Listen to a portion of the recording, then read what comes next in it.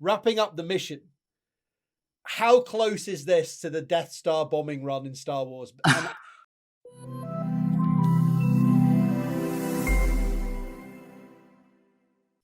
What's up, you scholars of enlightenment? Dr. Sam Gregson here again. I hope you had a fantastic weekend and are having a fantastic start to the week.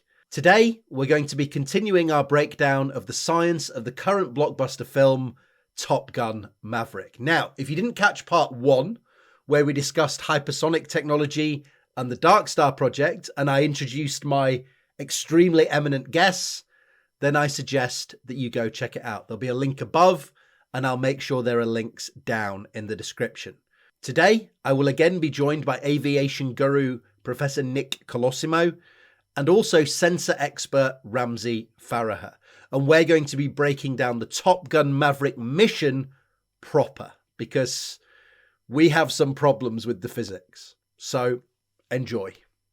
We will move into the meat of the film, which is the mission, essentially. So Maverick is called back to Top Gun after his insubordination to teach graduates an incredibly difficult mission plan. So the idea is that there's a target, which is an unsanctioned uranium enrichment plant built in violation of a multilateral NATO treaty. I was sat with my pad in the cinema, which is a direct threat to some allies in the region. Now, who or where this is, we're not too sure.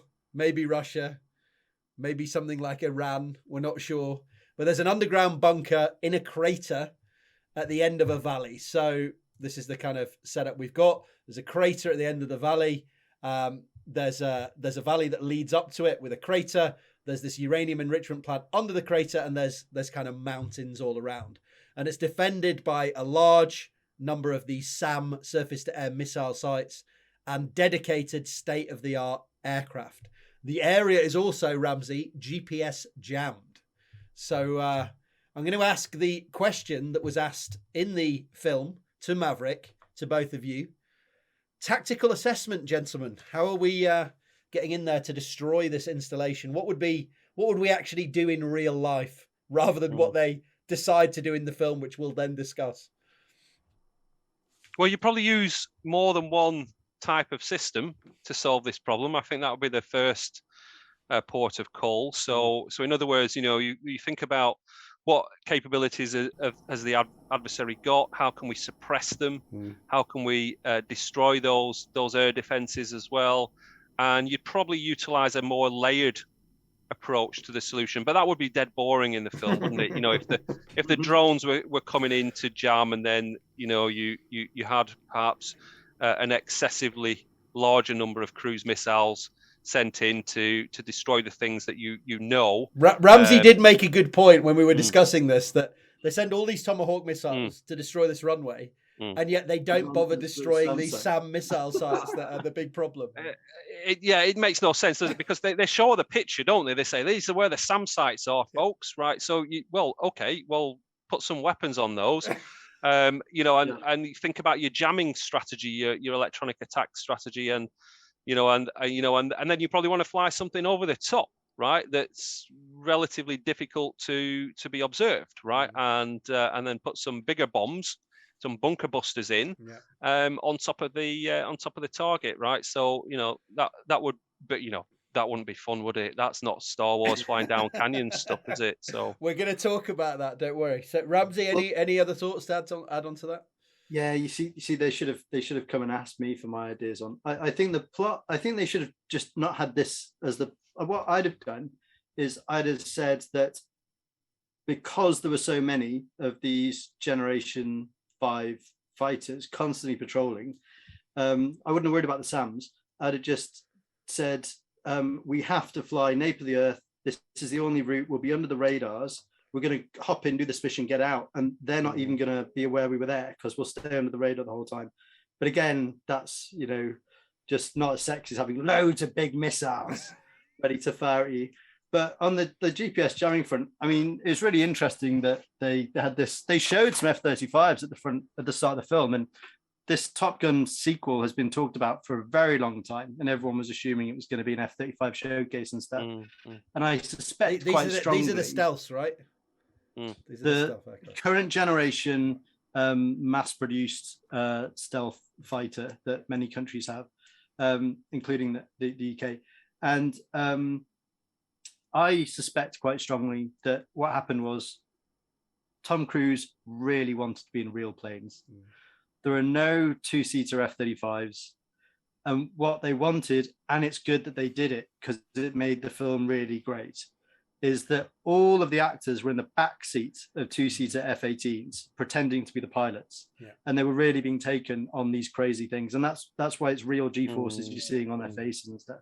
And it really does, make for a much more authentic film.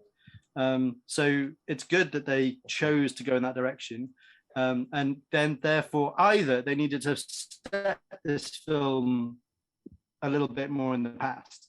They could have set this film in 2010 or something, and there wouldn't have been an F-35 to worry about, but they didn't. But they had to make up this excuse. Well, you said to me, take out the GPS jamming side, take them out, and then just drone the damn thing from high above. So there's two parts to this answer, which is that the nice thing about GPS jammers is that they're belting out very loudly 1.5 gig. And what you can do is you can send in munitions that target radio emissions. We normally use them to destroy radars, but you can also use them to destroy other sources of electromagnetic emission. And so you could just destroy the GPS jammers. Now, what in reality sometimes occurs in theatre is saturation jamming and mobile jamming. So it's not like the kind of huge Russian truck on a hillside that's like the size of a bungalow itself, and it's just belting out one huge signal like this. The more modern threat is a very large number of very small jammers scattered around, and this was a problem in things like Afghanistan and Iraq, where very small jammers were even hidden in things like Coke cans, then thrown in just junk piles and stuff. And you had no way of really going and finding these things that had a jam bubble of like a few hundred meters, but they were causing problems. So it could be the case that this is meant to be some saturation jamming or mobile jamming where it's not feasible to blow it up. But I don't understand why they didn't put any of these surface-to-air missiles in the valley. Well, so this is an interesting thing. Of them. This is an interesting thing. They say nobody would bother flying up this valley because it's just so nuts. And yet all of the SAMs seem to be aimed along the valley for no reason in a weird asymmetric pattern. So they clearly thought something was coming in this direction. And yet they don't bother to put one SAM or one radar detector down in the valley. So a little bit of an odd one. That was madness, right? Wasn't it? It was. I mean, you're in a movie. You're always trying to suspend disbelief of the audience, right? And and it's probably the belief was suspended for the majority of folk, but. When they flew through the bridge, which was clearly not on the satellite imagery for some reason, despite it being a huge bridge, and they had to turn the aircraft sideways to fit through the gap. You're thinking, well, why didn't the adversary just put a net up? Yeah. A big, some chicken wire or lots of chicken wire. Maybe something a bit thicker than chicken wire, right? Yeah. And that would have just put an end to it, wouldn't it? Easy solve. Yeah. Ramsey mentioned there's a couple of steel wires across, and we're low tech set for that. Absolutely. So the film goes a different route, as we say. They attack up this trench in pairs of planes. They fly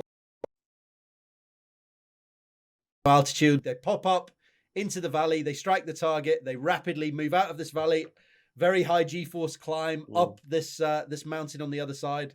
And then they try and avoid the SAMs and dogfight their way home. So let's go through the sort of levels of the mission. So the first thing I noticed is the sort of setup pre. So we see this sort of thing fly over. What's going on here? Is this just a high altitude radar station to try and get us a picture of what's going on in the entire theater while the mission is going on? Yeah, it's an AWACS ultimately, isn't it? So it's airborne early warning, right? So this is your surveillance, right? So what's going on in the air, right? And do we know the allegiance, right? And that allows you also to then manage that battle space, right? Because you know where our folks are, because we can see them on radar, or they're transmitting on their data links to say, here's an encrypted message, this is where I am, and this is my capability, right? And then you can kind of control the fighters from there, command and control, if you will. So, you put the right assets in the right places, you can coordinate and prioritize who needs to do what to who, and so on. So that's your big eye and brain master plan in the sky, so to speak. And I guess because we're looking down, we can see everything across that plane, rather than if you had the radar from the ship. Eventually, they're going to drop out of absolutely detection range, right? Vantage point ultimately, and and get over that Earth curvature problem. But also these sort of aircraft will have electronic intelligence capabilities on board, electronic support measures, which will pick out emissions as well, right, and localize emissions, right. So you can say, threat radar over here, and it's roughly within some patch of the Earth, hence you better avoid it. Makes sense. So that's fairly simple. Then they tomahawk missile all of the planes, and then we go to the first stage of the mission. They fly up this low-level twisting trench to the target. They have to do it in 2.5 minutes. They're not allowed to fly higher than 100 feet maximum altitude to avoid being detected by the radar of these SAM sites on the side. They have to fly at 660 knots minimum, which is 340 meters per second. So on that Mach 1 boundary, which Ramsey wants to have a little bit of a chat about, because we've got these fighters patrolling, which might be able to intercept. So any thoughts about this part of the mission where they're going up this twisting trench? Because I have some physics problems with this. I don't know if Nick, you want to jump in, and then Ramsey after, or Ramsey, if you got some thoughts. I'll start with that question you just raised, which is that so Sam, as you'll find out in a moment, Nick, just scribbled down as much as he could, and picked up that they were basically going supersonic the whole time they were in the. But not just so literally, like on the board, it's like 340 meters per second, isn't it, Sam? Yeah, 340 meters per second, 660 knots. I think they say how many. They say the speed they need to stay at, or whatever. But so that is like that transonic, like it's depending on their altitude and things. They're bubbling around Mach 1, right? And I think that like that transonic window, when you're bubbling around Mach 1, that's the nastiest bit to be in. But your control surfaces are having all sorts of nasty stuff because of the fact that you're going through these shocks every time. You kind of coming through trans. So surely that's like the worst speeds to be trying to maneuver at in a valley, that your control surfaces are not going to be playing the game well at Mach 1. Yeah, I mean, there will be some kind of stability and control challenges around that, and generally speaking, you want to pass through the transonic barrier. You don't want to stick in it, right? So not too clever, and I guess also, at those sort of speeds in such proximity to the Earth, there is a risk of kicking up all kinds of stuff as well for the folk in the aircraft coming in behind you, right? Which you don't want to go into the intakes, albeit they were actually flying at quite a healthy altitude, compared to so our pilots in the Tornado GR4 or the IDS aircraft, in the Gulf War, they were flying at I think 50 feet, right, and going pretty fast, right? Maybe not quite as fast as in the Maverick movie, but nonetheless, used to do that. And likewise, there's a great book, right, Vulcan 607. It's proper Maverick type stuff, right? Where they take the Vulcans down into the canyons and that kind of stuff, right? And the Americans say there's a hard ceiling at, thou shalt never go below this, on the red flag like exercise, and and before the Americans know it, the Brit pilots have done it just to be especially naughty, right? So. But funnily enough, I mentioned this to Sam. You just reminded me, rewinding to like how you could have done the mission, how you would have done the mission. Exactly, the old like Vulcan Buccaneer Cold War. The model was you flew low and fast with your nuke you pulled up to like 45 degrees and you lob bombed and you turned away and ran away while your bomb was still going up, because you wanted to be well outside the radius of your own nuclear bomb when it hit. And actually, I was talking to Sam in the pre-chat around how one of the ways to have done the mission would have been to actually not turn up and drop the bomb, but put something in the canyon stealthily via the special forces that was just lasing the target for you, and then lob your bomb in from plenty far away and still use laser guidance. Because as you say, these are techniques that we've had for decades. Fly very low, fly very fast, and lob up, not down. I guess the movie producers would argue, they would say, but with all these short-range air defenses around, those short-range air defenses are there not just to take out other aircraft, but they're there to take out incoming munitions as well, right? And therefore, they would see those munitions coming in and would take them out. But then it all comes back to what we were saying earlier, that but you destroy those air defenses, or you suppress them, right, in some way, and therefore that gives you the opportunity for your the lob maneuver to put the weapon inside the inside the crater, which looked a bit suspiciously like the Devil's Tower in Close Encounters of the Third Kind. That was my immediate thought. I thought there's flying saucers in there, and they're going to take out the flying saucers as well. We're going to discuss the dimensions of that crater and where geolocated that. Yeah, where it might possibly. Awesome. We got some idea. We got some ideas about that. So the speeds that we're talking about are basically supersonic. This crater or this valley doesn't look particularly wide. What, a couple of 100 meters at best? So we're talking about a second to go from side to side. These are nobody's going to be able to do this. It's a ridiculous. They're ridiculous speeds. It would be crazy reactions, particularly when you're under stress from the G forces as well. You did a bit of maths on these turns as well. Yeah, we did. So the other point, of course, is the accelerations. Again, I started playing my circle game. So obviously, as they're going around these curved surfaces, they're gonna run into this potential, gravitational or G-force induced loss of consciousness. So as you're going around these circular curves, essentially the blood can't reach your brain. It's becoming extremely heavy because of these centripetal accelerations. Your heart literally can't pump hard enough to get the oxygen up to your brain and get the blood up to your brain, and eventually you pass out. So we did a little bit of research on the kind of G forces that normal humans can survive. Now, some people have it's a mixture of the level of G and the length that you're exposed to, right? So some people have survived 100 G car crash, but it's a minuscule thing, and you get lucky, you can survive that. But normal people can't last more than 9G for more than a couple of seconds. You can withstand about 5G for a couple of minutes, 3G for maybe an hour. But if you're talking about going over kind of 9G, you're passing out after a couple of seconds. And we did a little bit of maths on this. So if you go and look at some of the pictures in the film, and I scrolled down some times and such, they essentially go round a curve in the film from one side of the half circle to the other side of the half circle pretty much in about 2 seconds. So what you can do from that is try and work out, if you know they're going at 660 knots, so 340 meters a second, you can actually work out the acceleration. Again, I'm playing with my circles around these turns. So you know that they're doing that half circle, which is a pi r, which is 680 meters.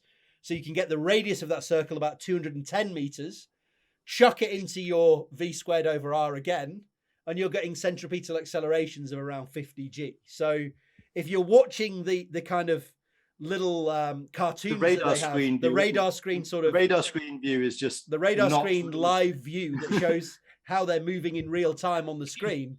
The accelerations when you do that are about 50 G. And okay, maybe I haven't got my timing exactly right, but even if it's double, 25 G, magnitude-wise, exactly. Even down to 10 G if I'm a factor of 4 out, they're going around these curves at basically 10 G constantly for 2 minutes. They're passed out and they're dead, and they're crushed into the wall somewhere. So this is not something that's going to play. In fact, I found a very silly thing when I was looking, which is this This guy invented an art installation which is death by roller coaster. So it keeps you at 10G for 2 minutes. Essentially, you go down through all these constant loops. It's a very euphoric experience, but by the end you're dead because you can't sustain 9 or 10G for more than a few seconds without passing out, without the oxygen not reaching your brain. So I don't think that this is even physically feasible what we see happening in the film. Nick, any thoughts on that? Yeah, well, so the aircraft's going to be broke, isn't it?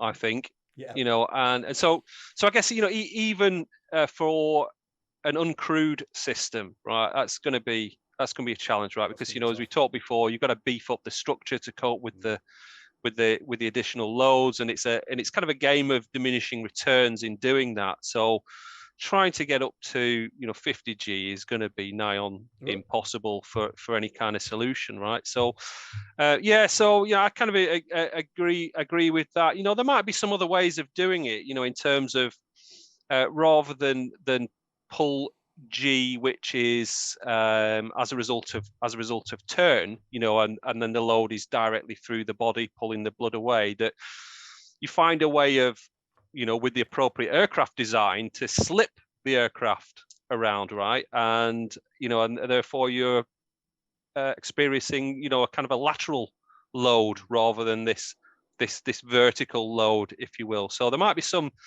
ingenious schemes that one might imagine to make that happen, but, you know, it's probably going to look like a flying saucer rather than an F-18, isn't it? Right. So there's a nice little detail I picked up listening to a different channel. Sorry, Sam. Sometimes I listen to other shows talking about the movie, which you'd have to be really eagle-eyed to pick up. But the people talking about it were real pilots, and in the scenes where they are doing the really big yanks to sort of pull up and not hit the wall at the end of the canyon and stuff. In an F-18 on the control stick, there's a little tiny lever that you see them really pull. They pull this little tiny lever with their little finger, and then they pull the entire stick back.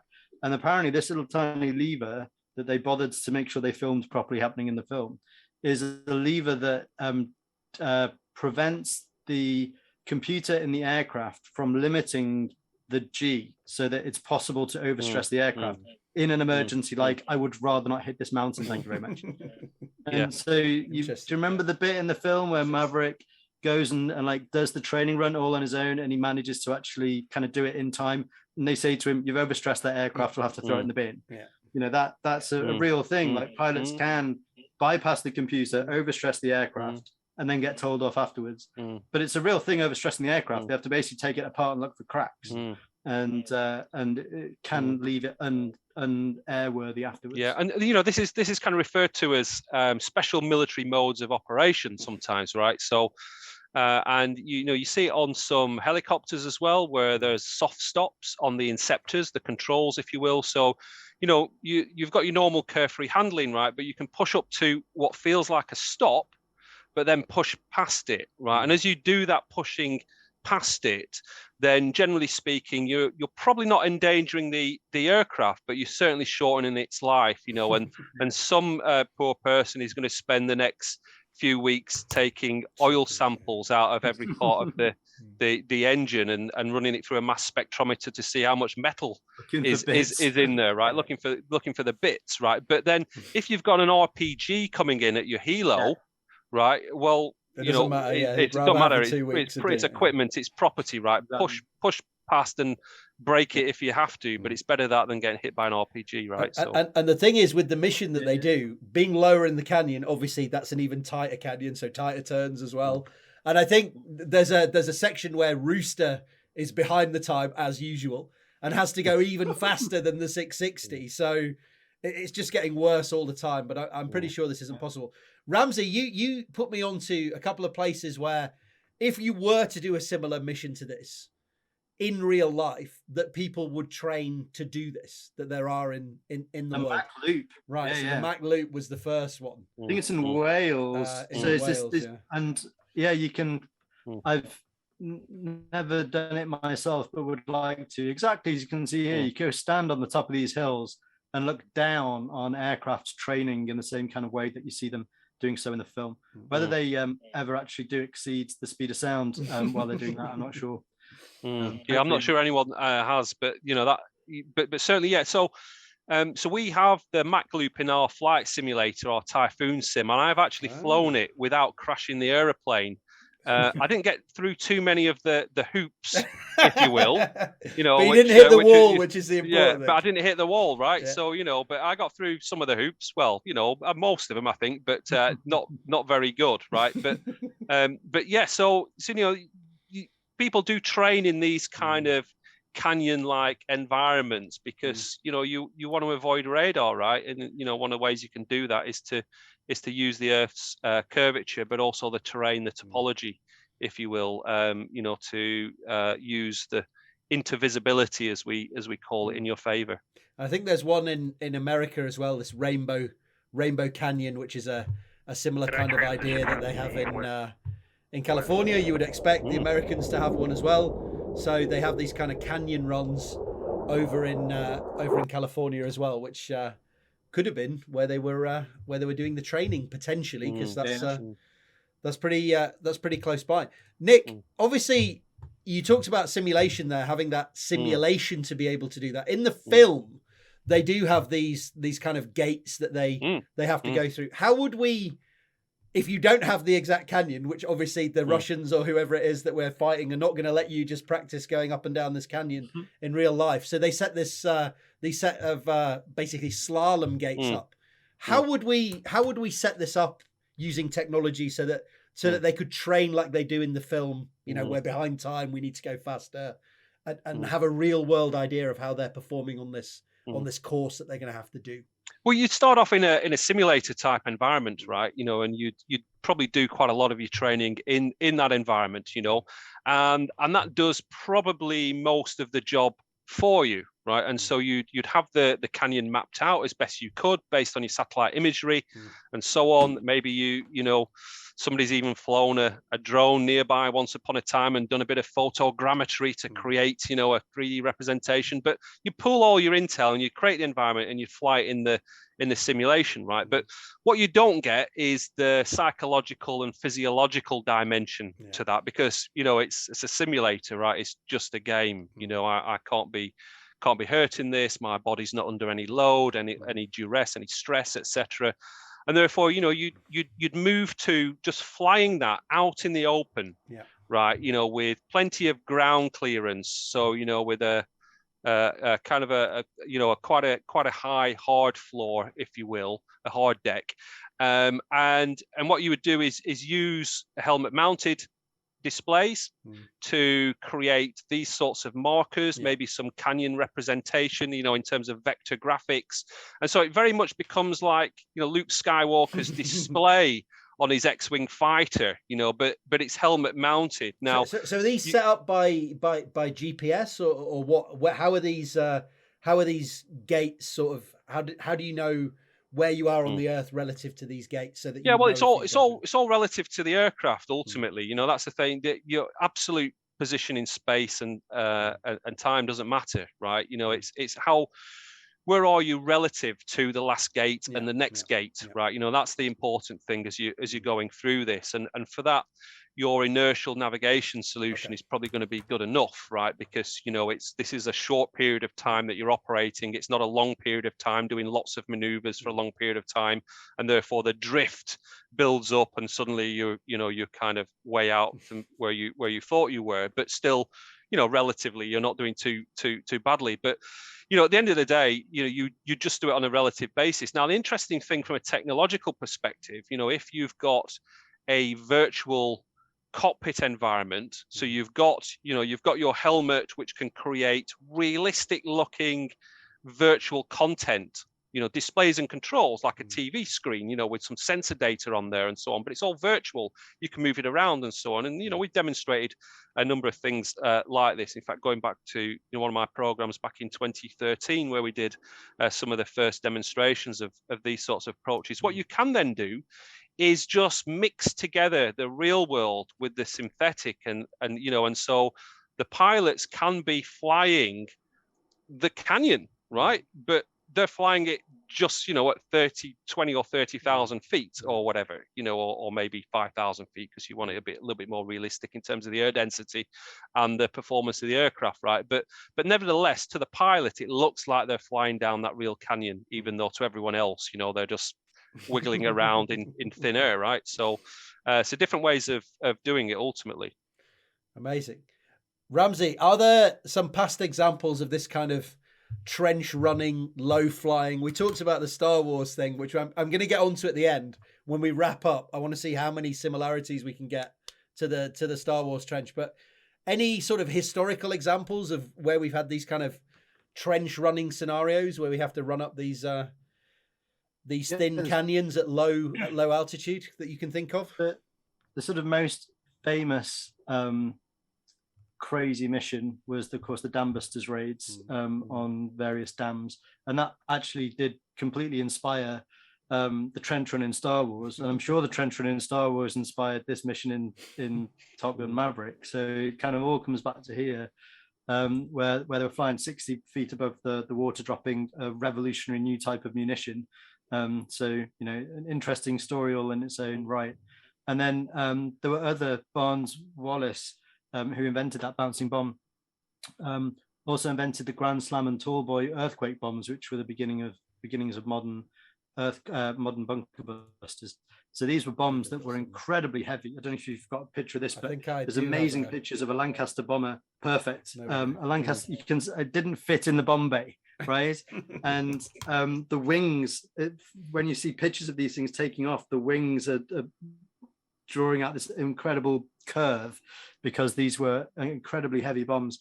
And they basically were so heavy and such shapes that they became supersonic, penetrated deep into the earth and exploded underground, and they actually created earthquakes as opposed to destroying things above the ground with the explosion and the shrapnel. And so this was used to, I think it sank the Tirpitz. It was used for taking out at least one very important ship in a dock. But in terms of like similar to Top Gun Maverick, there was a very, very difficult German target with a thick concrete dome. I'm trying to remember exactly what was under it. I think it was part of their nuclear program, actually, that there was heavy water plant, or it might have been something to do with the V2s. You might have to bring it up on the screen when it will appear. Don't worry. Yeah. But so there was this impenetrable concrete bunker, basically, and they actually dropped the earthquake bombs next to it, destroyed the foundations, and this whole thing like collapsed sideways underground. And so, World War II, there was some amazingly complicated missions, probably on both sides.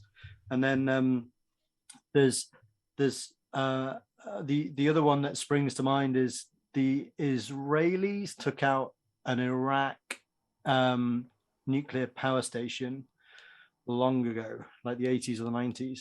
And this was a very clever mission where they basically flew F-14s and F-15s. And I think they did something like flew in a very close formation and flew a flight path that was supposed to be a commercial airliner flight path.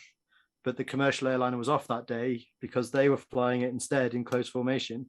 And then they broke out of that and did the bombing raid.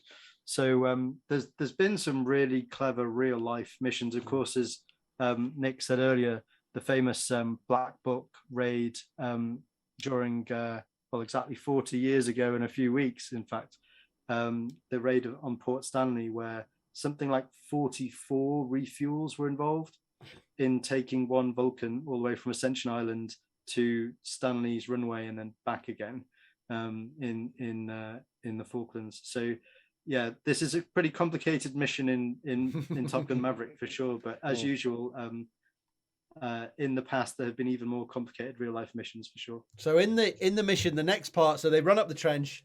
They have this pop-up strike where they have to come up over the first lip of the crater.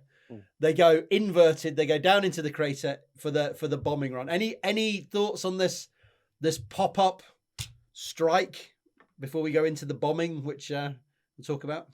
It was risky, wasn't it? Because you're going to pop up some considerable distance above that edge, right? And and they've got they've got to kill the lift on the vehicle, or at least turn that lift vector the other way around, right? And complement gravity to get yourself right the way down again back into that crater. So I didn't do the maths, but they said they flipped inverted to do that to stay low, but I don't know how that would. And I think there'd be some distance above that that lip, and so well into the SAM territory for probably maybe 10 or more seconds at least. Do you know, Nick, if aircraft and pilots can pull more positive G than negative G? Would there have been real reasons? Yeah, you can pull more positive G than negative G. Negative G, I think. So this is where the blood goes to your head instead of being drained away from your head. So negative G is pretty bad because that can cause brain bleeds and all kinds of stuff. And I think that tops out at about 5G. I think it's a much lower number than pulling positive G. At least I think so. Anyway, I'd need to check the facts, but that's what I seem to recall. You wouldn't really want to blow your eyeballs up just as you're going over that. No, indeed, that would be disastrous. Problematic. Yes. So that might be even worse than we thought. So that is potentially problematic. And then Ramsey, so the next part is that they then go to bomb the lasing. So a very weird way of doing this, in my opinion. So they want to bomb this 3 meter wide target. And what they're going to do is they're going to hit it with one bomb, which knocks the access panel off or whatever, I guess. And then they hit it with another bomb, which is going to go down the shaft and then destroy the uranium enrichment plant. And the way they say they're going to do that is that they're going to first plane in these. So they fly 4 planes in 2 groups of 2. The first plane of each group of 2 lasers the target. The second one puts the bomb on the target. They fly away. The second group comes in. The first plane of the 2 lasers the target. The second plane drops the bomb. My thoughts on this were that there's a hell of a lot of moving parts here that don't necessarily need to be involved. Like, can you not laser with one plane and drop the bomb with the same plane? Can the same plane not drop 2 bombs? It seems a lot of moving parts that can go wrong. I think this was probably again part of that like plot point thing. They needed many characters involved in this stuff. If Maverick just does it, like he does the test run and then he just goes and does it himself, you haven't got any new characters to keep the franchise going, really, have you? The fact that one of the aircraft has its laser decide to, have a panic attack just at the critical moment shouldn't have been a problem at all because they had all this redundancy. You're absolutely right. Because the aircraft are 2-seater aircraft, each one could have done the lasing on their own and the bomb dropping on their own. So they could have had 4 bomb drops. The normal reason that you'd do the lasing is that the lasing aircraft has a much better angle, or it's not an aircraft. It's like an SAS guy. So it on the wouldn't be hillside going into the crater with you. It'd be somewhere else or entirely on a different angle to get a... Generally, that's one of the great reasons you'd use this particular technology to solve this problem. And, as I mentioned before, an option would have been the lasing was going on completely independently of the aircraft, which lobbed its paveway upwards from miles away in an old-fashioned Buccaneer style. Or there's a little lob. special forces guy on the rim of the crater with his laser. Exactly. Well, that's exactly what you've done to do the lasing. So yeah, they could have done the lasing on their own. They didn't need the 2 aircraft in this weird way. And you're right, like one aircraft could have dropped 2 bombs with like 3 seconds between them and not had. So very strange. And I think much more to do with how they wanted to carry the plot and what they wanted different people to do. Rooster had this like, use the force, Luke, my guidance computer's broken. I took great pleasure in calculating that he'd have actually dropped his bomb 30 meters short. Right. So go on. You did based on the kind of speed they're going, their sort of height over the target. They've got to hit this 3. We're going to say 3 by 3. They say 3 meter wide, but it looks like a cube. So 3 by 3 by 3. I'm not joking. Like I leant over and whispered to my wife at various points through the movie, "This is going to happen," and I was so pleased. I was right. I was Maverick dying. I didn't know it was going to happen twice, but I was like, I bet the laser breaks and the guy has to manually drop the bomb. So, what do you think is the probability that he can hit? That he could have hit the target, going at his speed, going at his height, and fair still enough. have hit the target. Two parts to this, right? Right. This is a very famous problem with manual bombing. Right. You know, during World War II, we were dropping bombs that were like dozens of miles off. And you've got this ellipse that the bomb will actually fall in, because you've got all of the, never mind things like wind resistance and wind going on underneath you.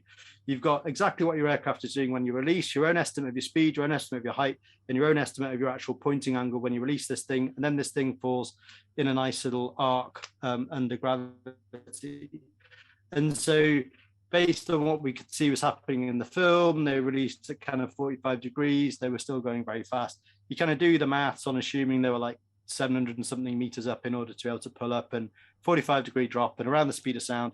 And the probability of them manually dropping a paveway on a 3-meter box with these sorts of constraints, assuming they can get everything right and their pointing is to within a degree, is 1% that they could have done it. And just add anything else I've not said, like a bit of wind, and that will catastrophically drop off. However, he definitely missed. I don't care what we saw happen in the film, because he put his gun sight crosshair over the hole and then press go. And what he needed to do was put his gun sight crosshair 30 meters in front of the hole and press go, because of this thing we like to call gravity, which he didn't account for. He needed to lead the hole. So, spoiler alert, Rooster missed and didn't miss at the same time, depending on how you do your maths. It's a quantum problem. Nick, any thoughts on the bombing run there? Yeah, I like to give him a benefit of the doubt a little bit there. I think his targeting computer already made that compensation. It's done it for him. It knows the lead time. It was doing all the calculations in the background and said, "Oh, okay, we just want this human to put the cross on the target." It's done the Suvat hard work for him. Yeah, we can't make it any more complicated for them, so we'll keep it dead simple, right? We've already broken the laser. We've already broken the laser, yeah. So there is a bit of a leap, isn't there? There's a bit of a leap in all of this, but gosh, I mean, fly over the top and just put the. It does seem like the bunker buster would have been better rather than trying to hit this little tube and get a precision munition in there. It seems like hit it with something massive instead and just. Crumple the stuff above it onto it. Seems like. But there is also an interesting point around where we're going with precision guided munitions, because let's assume that you couldn't use GPS for any reason and stuff. But there are optical methods, and I've never worked at MBDA, so I can't be certain. But I'm sure people must have developed munitions where. You're going to be releasing them in a certain region from a certain look angle, and you can actually, I would hope, use electro-optics and allow it to see with a camera the desired bunker it's supposed to be hitting and guide itself onto it. Again, back in World War II, this is absolutely true. Sam, you're not going to believe me, but this really is true. Go on. There were bombs that were developed, I think this might have been by the Americans. There were bombs that had a chicken inside them, and these bombs were to destroy ships. And it turned out that you could train chickens by putting like cardboard pictures of ships. It's not going to end well for the chicken, is it? It never ends well for the chicken. It doesn't end well for the chicken or the people on the ship. Yeah. So you pop up all these little ships as the chicken is growing up with seed on them, so that the chicken always knows to peck the ships because they get seed. And then you put the chicken in the nose of this bomb and you drop it. And when the chicken sees a ship, it pecks. Yeah. And you've designed the front of this plastic screen so that wherever the chicken is pecking, the veins of the bomb steer such that the chicken ends up always pecking in the middle. And these things worked. And they really were developed. So neuromorphic guidance.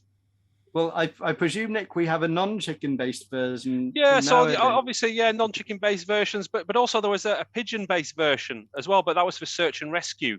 So I recall some trials a while back now, which, so you've got a person in the water, they're probably wearing a survival suit, an immersion suit, if you will. So they're going to be bright orange or yellow, and the pigeon would peck on the screen.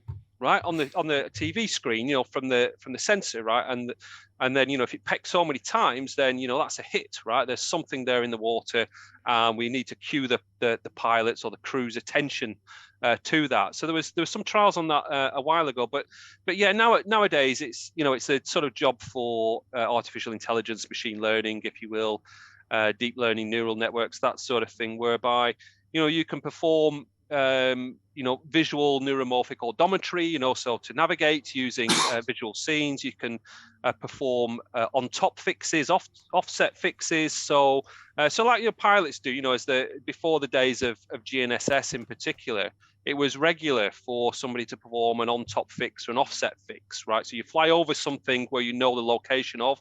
It could be a church, or it could be a dam, or it could be something else, and you'd reset these drifting inertial devices that you were using to work out where you were from this dead reckoning set of principles. So you can apply those techniques as well, in principle to understand where you are and where things are as well, and is it the thing that matches that of your interest, and then what to do about it, right? So that's all out of the possible type stuff, and there's been lots of research on that for probably decades now, on different techniques. I think the interesting thing nowadays is we've got this deep learning stuff, which is tremendously effective, albeit it does come with some real serious challenges as well, right? And so so that's something which still needs to be mastered, I think.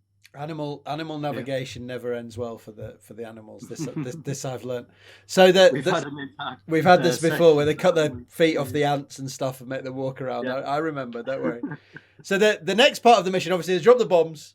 Now they've got to pull out at this extremely steep angle. So it looks like they go for about 10 seconds at about 8+ G, which I'm not sure that they could survive, but possibly it's on the kind of edge of what would be survivable by a very trained pilot. But I'm back with my... They wear G-suits, which G-suits inflate and squeeze their legs and squeeze their body, and they try and keep the blood in their head.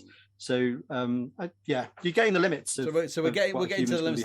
But I'm back with my circles again. So I've been playing with my circles again. So if we're going 340 meters per second again, if we're going about 8G, which they said it goes from 8 up to 10, so I've been generous and said 8G. I do my circles with a centripetal acceleration for 8G, and I get that this mountain is about 3 kilometers tall. Now, Ramsey, where is this place on Earth? It's the Himalayas. It's in the Himalayas. No, it's not. It's Everest. It's Everest. But Everest is like 9 kilometers tall, right? But you said peak to tip, though, right? No, it's 9 kilometers above sea level. Right. From base to peak, it's 3. But when you're stood on top of Everest, so you're already stood in the Himalayas at 6,000, and then you start going up Everest for 3,000, and you end up at 9. So basically, they're doing this around Everest, apparently. It could be the Alps. Right? So Kit Steinhorn, which this is a copy paste of the Matterhorn because it looked nice. But... I think that the Alps. You're looking at about 10,000 feet, aren't you? So 3 kilometers thereabouts. So it could always be the Alps, right? But I'm not sure which country it is in that case. So that's the back after the Germans challenge, apparently. Yeah. So. We've got a roughly 1 kilometer, 1.5 kilometer deep basin, followed by a 3 kilometer tall mountain. So if anyone in the comment section wants to have a guess at where that might be in the world, there's that place. Himalayas knows where that is, then answers on a postcard down below in the comment section. We talked about they go above the 7.5 G rating of the plane. Apparently, so Ramsey, you seem to be saying that they do this. This is a possible thing to do, but they'll just be checking the aircraft afterwards to see if it's worthy at all to use again. I think we've kind of covered that. Yeah, in really old aircraft, there's nothing to stop you doing it, and you could literally rip your own wings off. Modern aircraft, the computer tries to stop it, and I didn't know anything about this special lever before I saw the show on it. But yeah, it totally makes sense. There's always been things like war emergency power and settings to kind of bend the rules and literally bend the airframe. So yeah, that's plausible. So that they pop up, end of the mission. the infamous SAMs start firing now. Now, Ramsey, I think you have a problem with these SAMs because these are very short-range SAMs. Comments Yeah, about this is where you get really geeky. Right. It depends on lots of things. Normally, missiles that are ground-based missiles require a certain distance to have been achieved from the launch point before they'll arm and look for a target and hit it, because you don't really want to be swinging your shoulder-mounted munition around, fire it, and it just destroys the car you parked over there that you just got out of yourself. So typically these things don't do anything for the first couple of kilometers.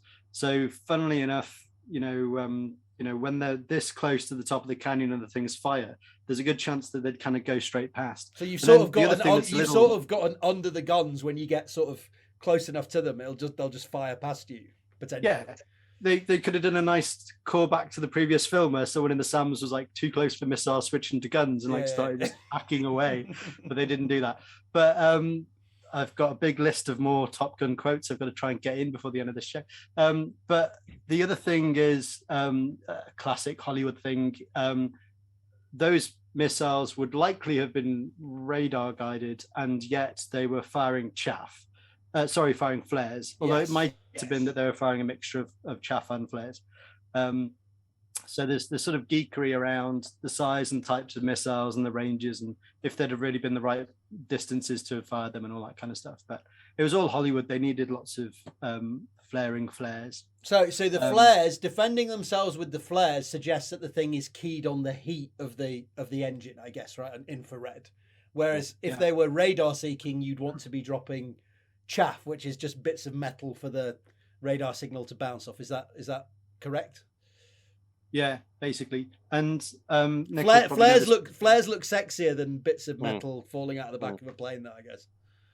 Yeah, and I'm going to hazard a guess that over the years and the reasons why certain munitions are more likely to be used than others is actually to do with how effective the countermeasures are.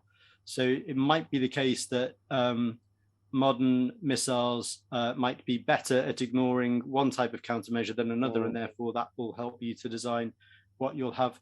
In reality as well, these sorts of missiles are not trying to hit the plane. They're trying to fly past the plane and explode a load of shrapnel through the cockpit to kill the squishy bit. Maverick would have been super dead if he'd really allowed that missile to do what it did that close to his aircraft, is my take on that bit of the film as well, when he sacrifices himself for Rooster but doesn't actually die. Yeah. You get these. Sorry, Nick, please. I was just going to say, so the missiles for a reason, aren't they? Because they miss, right, as opposed to being hit-outs, right? So, and lots of different designs for that. Some have kind of an expanding rod design. So you've got lots of rods which are interconnected, and that expands out into a giant circle, if you will, and that cuts through the adversary aircraft, and so you've got all different types of ways of ultimately stopping the adversary, right? And Ramsey's quite right, in that missile technology has moved on quite a lot. Obviously, a lot of that technology is particularly sensitive, but there's lots of things out there in the public domain, around special types of jammers, right, where they fit in the flare dispenser, and these little cartridges pop out.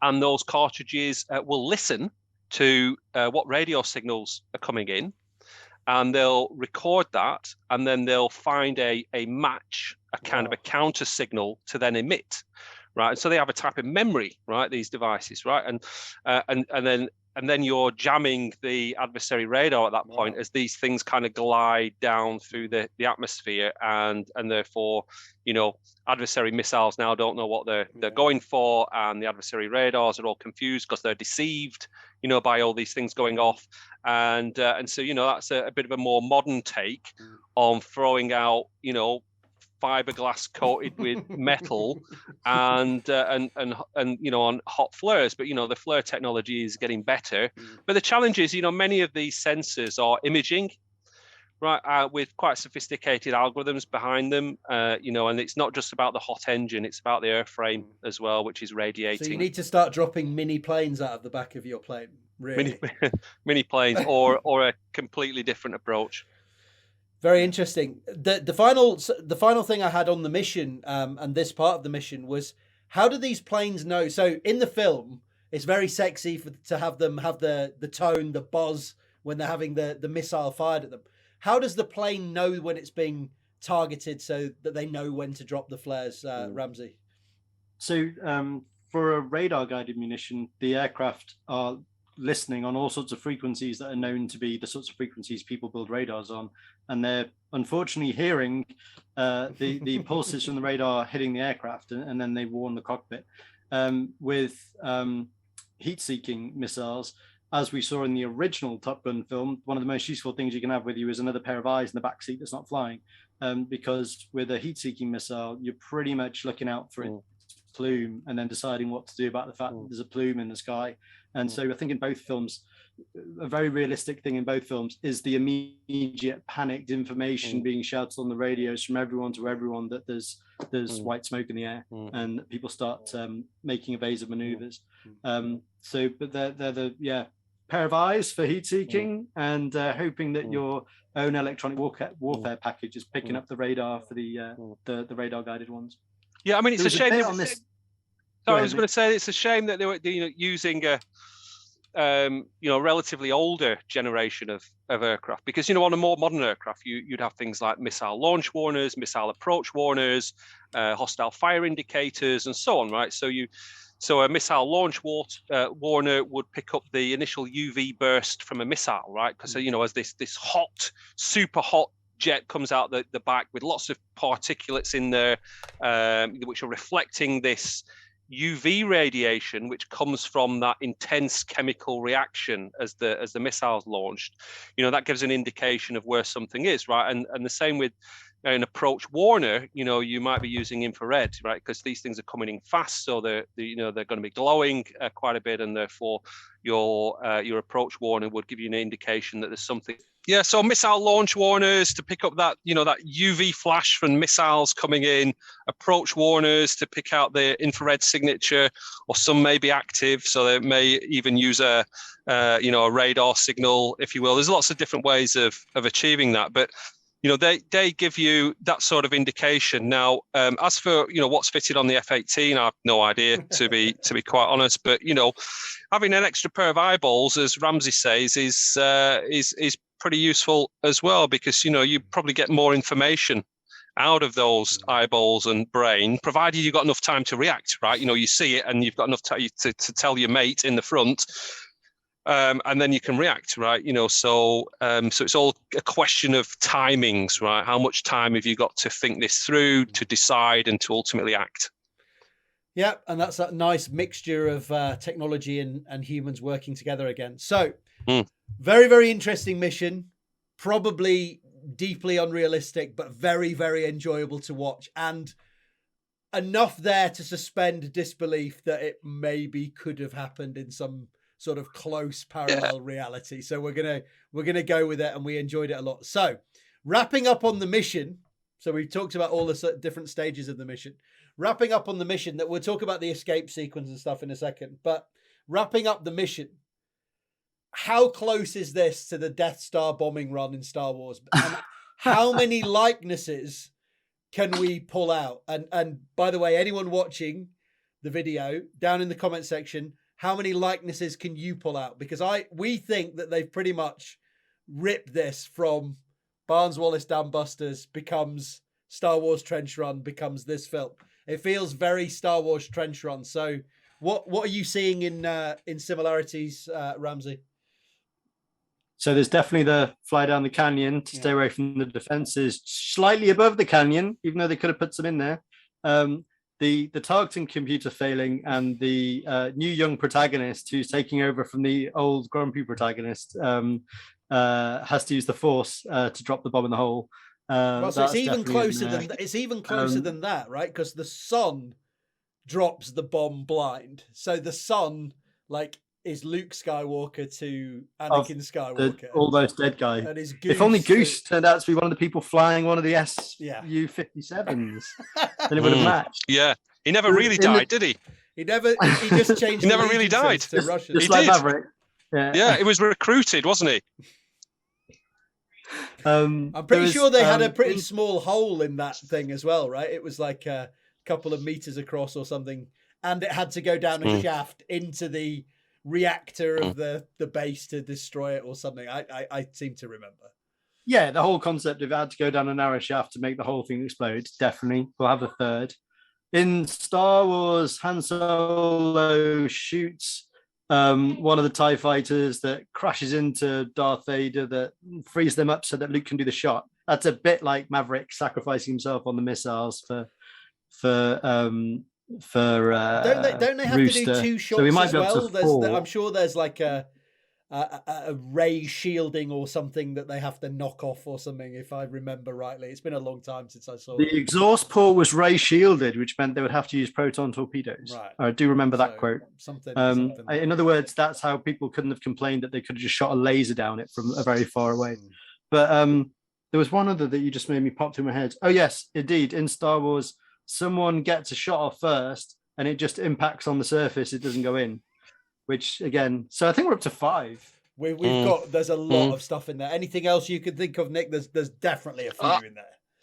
I think Ramsey's covered them. You know, I mean, the fact that there's a lot of weapons as well on the top of the canyon walls in Star Wars, but you know, similar to the movie. But you know, the one thing they do better in Star Wars is that, well, the adversary has got weapons firing down the canyons as well as, you know, from different directions, and also I think there's, you know, on the rebel side, on the good side, so to speak, they've got lots of different types of spaceships, right, contributing, drawing fire, and so on. It's a much more of a system of systems feel. They've got a much better force mix, if you will, than sending in a few F-18s, right? Yeah, the bad guys have got their lasers actually going down the canyon, which makes a bit more sense. If only they'd put some chicken wire as well, they'd have been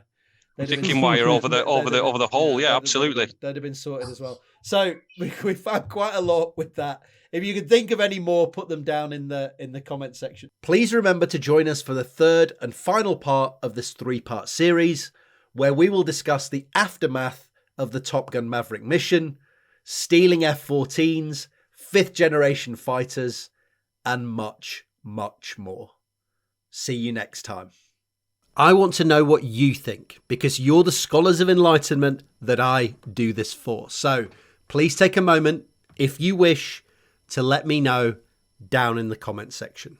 And if you like this video, please consider leaving a like, subscribing, setting up notifications, and sharing this video more widely. I can't tell you how much these simple actions help me out and how much I'd appreciate it. Thanks for watching. Thanks for being scientific. Thanks for being bad.